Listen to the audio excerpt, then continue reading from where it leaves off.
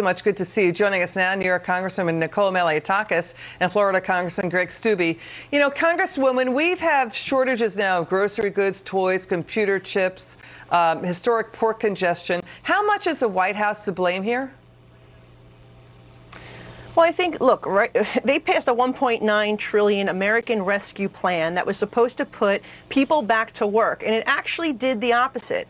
It actually disincentivized work and production. I think that's part of the problem that you're seeing here. There are a number of causes, but a big part of it is labor shortage, and that was a result of the president and the Democrats wanting to pay people more to stay home than to come to work and produce. And so you have lack warehouse workers, you lack truck drivers, and you're seeing a major issue here. The other thing is the supply chain, that we rely on so many other countries that we're not manufacturing here in the United States. He said he wants to build in America, but we're not seeing any steps to go in that direction. I think that's the other thing that you're seeing here, and this certainly is shedding a light on the way we are relying on China and other countries, particularly when it comes to, toys. Of these toys are manufactured in China, and it just sheds light on the need to bring our supply chain back home here in America. Well, you know, the issue in Moody's is warning about this, that this is the weakest link, Congressman. It's about common sense. The COVID-19 shutdowns across the country let go 91,000 truck drivers. They shut down truck driver training schools. Again, Moody's says this is a weak link. It's the shortage of truck drivers. They deliver the majority of goods in this country, and then you had ports in Asia and elsewhere around the world shut down by local bureaucrats because of COVID-19. That's been the common theme here. What do you say? Yeah, that's absolutely right. And Nicole's right. That's part of it. And you're paying more people to not work than to work. You're going to have those people in the supply chain not working.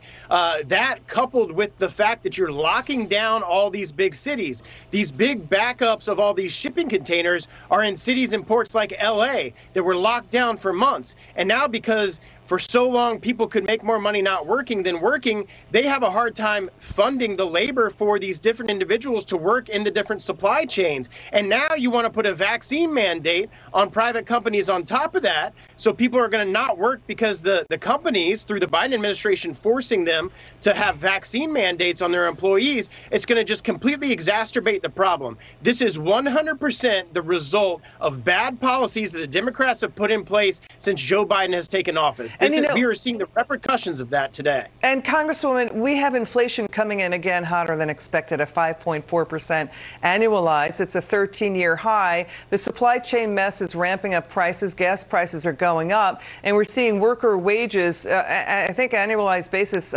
it's hourly. They're seeing inflation cutting into their wages 1 to 2%. What do you say?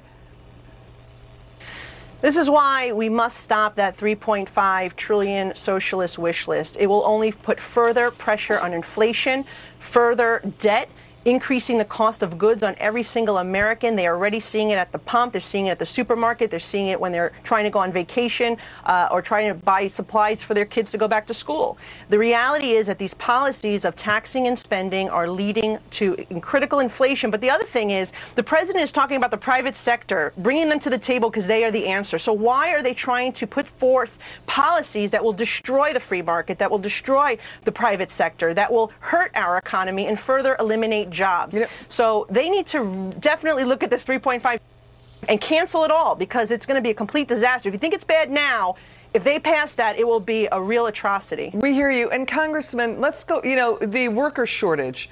The Congressman just made a good point. This worker shortage as well, that's been a common theme throughout the first 10 months of the Biden era. The trucking industry is warning about worker shortages since the 80s. They're saying we need 1.1 million more truck drivers. We have 1.52 million truck drivers right now. So they're saying we need to about double it. I mean, FedEx, UPS, Walmart, Target, Home Depot, they're sending their own drivers to ports during night shifts and working longer hours. And people are asking, where is Transportation Secretary Pete Buttigieg throughout all this? The media is focusing on other things about Pete Buttigieg and not about his job. What do you say to that?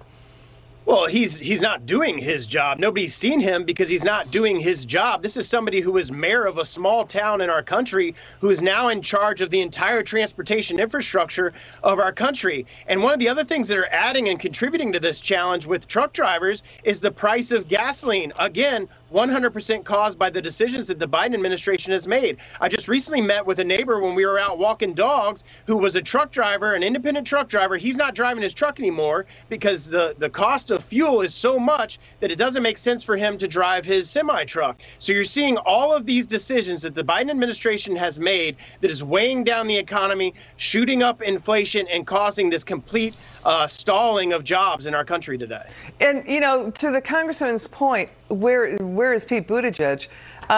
You know, Congresswoman Bloomberg asked Pete Buttigieg about all of this last week. He weirdly warned that, quote, challenges will possibly continue for years. Why is every answer out of Washington that this will last for years and years? But then he pitched the stalled infrastructure plan as a cure-all. What's your reaction to that? Exactly. They only want to pass the agenda. In some cases, I feel like they create some of these problems.